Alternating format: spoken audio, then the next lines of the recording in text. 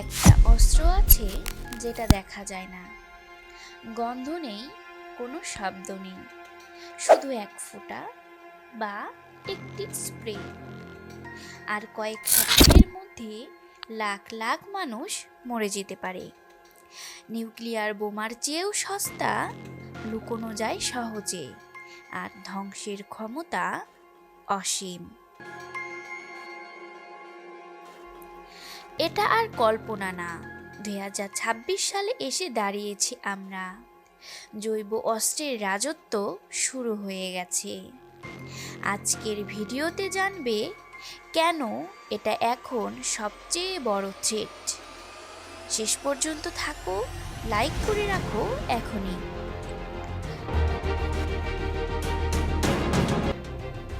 জৈব অস্ত্রের গল্প অনেক পুরনো।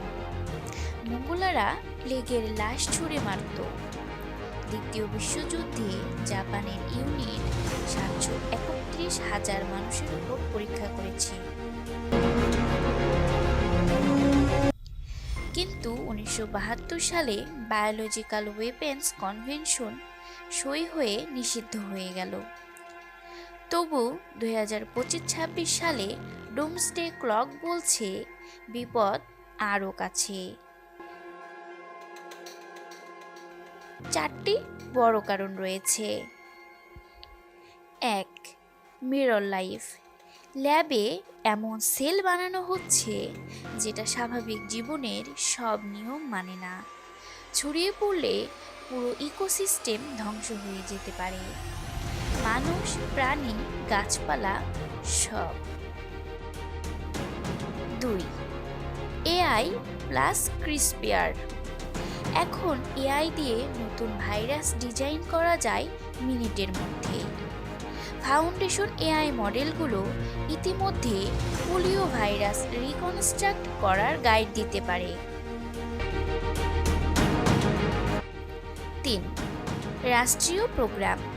কয়েকটা দেশ গোপনে চালিয়ে যাচ্ছে।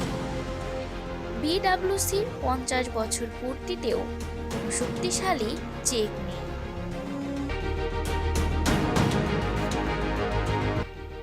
4. সস্তা প্লাস অ্যাক্সেসেবল। ল্যাব লিক বা টেররিস্ট যে কোনো সময় হয়ে যেতে পারে। কল্পনা করো একটা কাস্টম ভাইরাস ছড়ালো, শুধু নির্দিষ্ট ডিএনএর মানুষকে টার্গেট করে।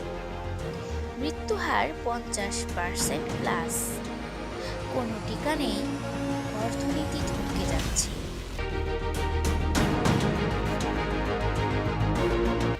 বিশেষজ্ঞরা বলছেন পরের বড় যুদ্ধ বা আক্রমণ সম্ভবত জৈব অস্ত্র দিয়েই হবে, কারণ নিউক্লিয়ারের চেয়ে সস্তা, ট্রেস করা কঠিন, আর ধ্বংস অসীম।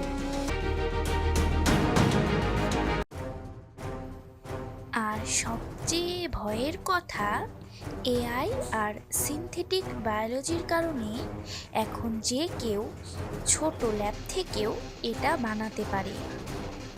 রাজত্ব শুরু হয়ে গেছে। তাহলে কি করব? সচেতন হতে হবে, ল্যাব সিকিউরিটি বাড়াতে হবে, আন্তর্জাতিক চাপ দিতে হবে, আর এই তথ্য ছড়াতে হবে। তোমার মতে জৈব অস্ত্র কি সত্যি সবচেয়ে বড় থ্রেট? কমেন্টে বলো। ভিডিও ভালো লাগলে লাইক প্লাস শেয়ার করো, সাবস্ক্রাইব করে বেল টিপে রাখো। পরের ভিডিওতে আরও গভীর কোনো টপিক নিয়ে আসছি। নিজের খেয়াল রেখো, অদৃশ্য শত্রু কিন্তু খুব কাছে।